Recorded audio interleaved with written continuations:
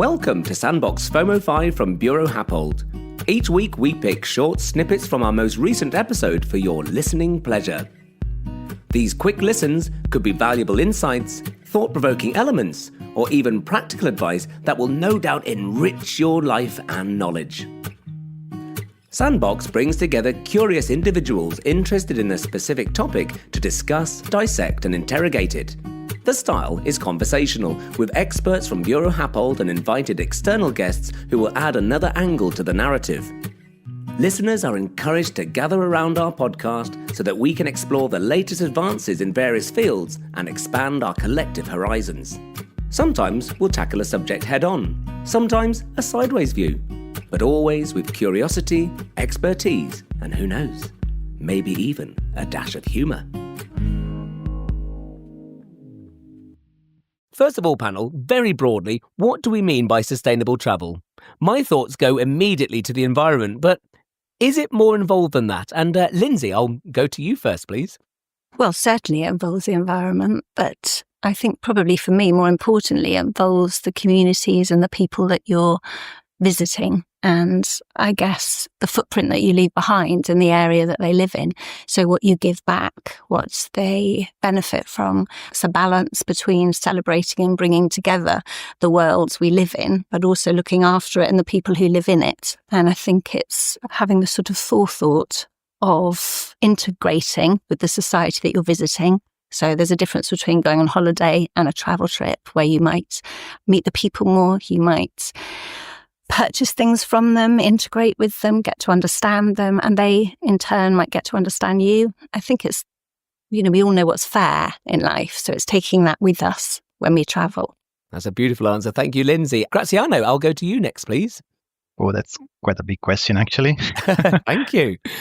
Let's say I don't have a proper definition. I mean, if I have to define this one, I'll probably, have a couple of hours to define this. But I would say that probably sustainable travel would be, traveling without killing the world, but not just the world. I mean, killing the places and the community that we really are going there to visit. So it's pretty much, following what Lindsay was saying, that if you travel somewhere, you're not just going there for those few minutes, a few hours, few days, but you are trying also to try to minimize your footprint and try to blend within the local people, the local culture, spending local.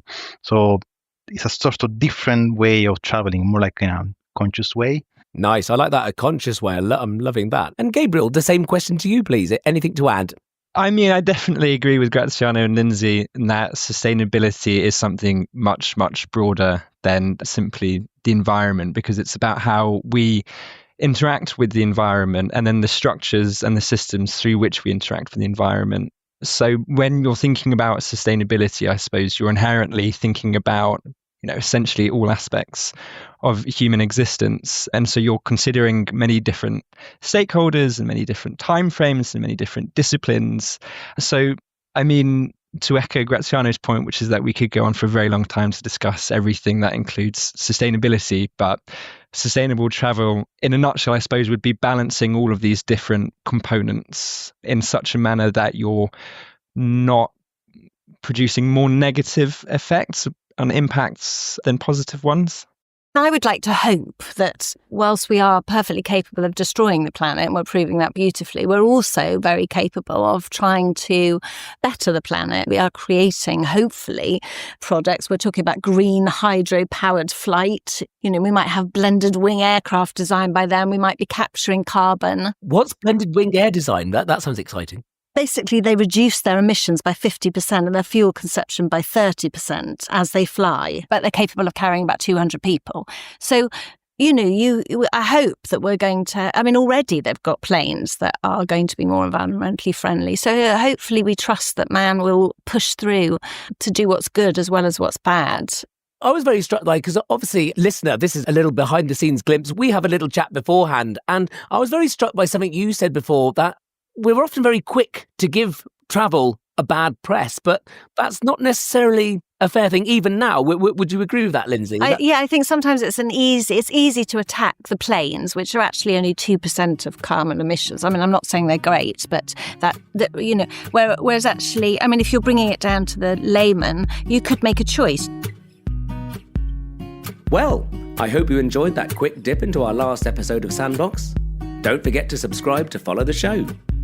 You'll find Sandbox in all the usual places, including Apple Podcasts, Spotify, Buro Happold's YouTube channel, and on the Buro Happold website. What's more, if you want to join the conversation on X, known as Twitter to its old friends, use the hashtag BHSandbox. We'd love to hear from you on any of the topics discussed.